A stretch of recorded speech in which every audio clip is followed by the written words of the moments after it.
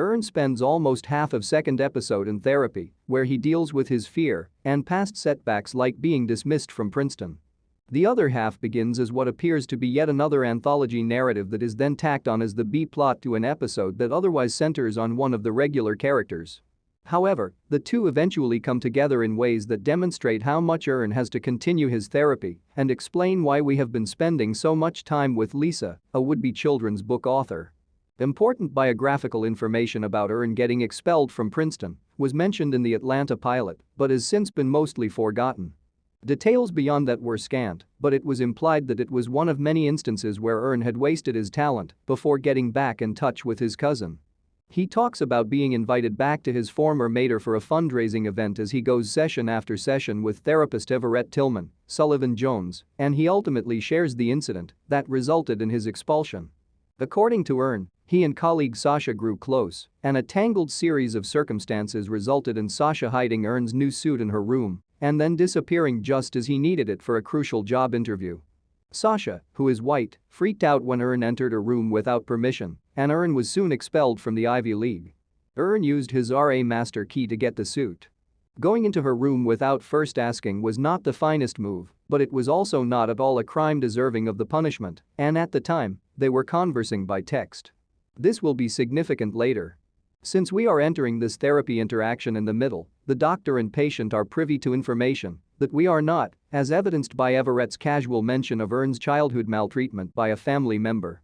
This reframes a lot of what we previously believed we knew about Ern, including the nature of his tense relationship with his parents, and more importantly gives him the opportunity to discuss how frequently spite drives him.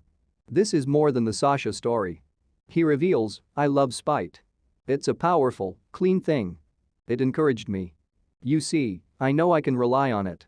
It was put to use when I returned to Atlanta." Ern holds a peculiar position in the Atlantan community. He is definitely the protagonist and point-of-view character of the series from the beginning, and he is portrayed by Atlanta's showrunner and creator. However, he is also a person who shares very little about himself with others, and the things we learn about him are frequently gleaned more from his deeds than from anything he says.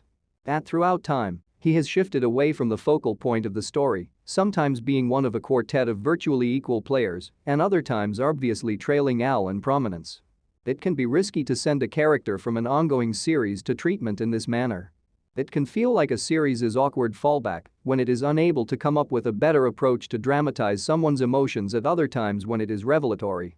It does, however, work in this instance because Ern is such a restrained character throughout the remainder of the film and because the scenes are pitched at a subdued level. Ern and Everett are at a point where they have worked through a lot and developed enough trust and respect that Everett would even buy Ern a floor pillow to lie on during their sessions. Therapy is work that takes a long time, with many fits and starts. Everything seems natural, and there is just a hint of dramatic tension due to the cutting between that and Lisa's account.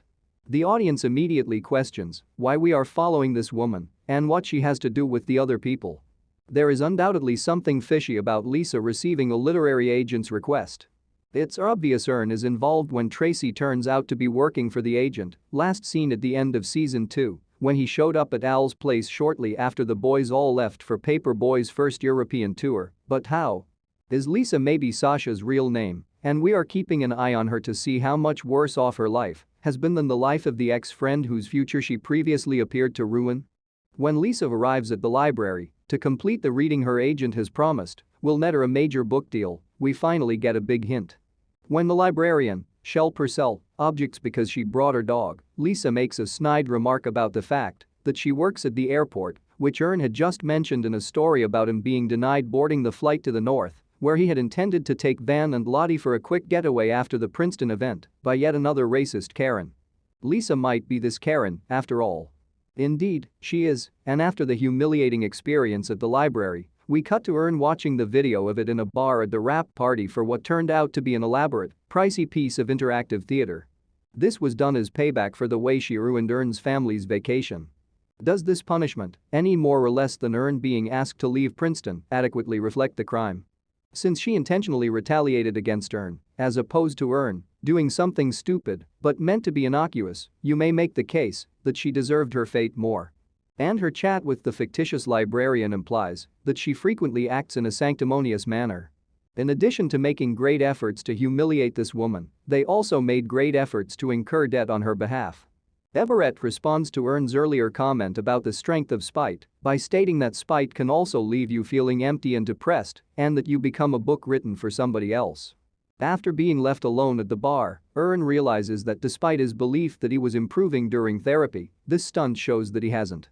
He mistakenly believed the joke was on the horrible woman who spoiled his moment of success when it was actually on him.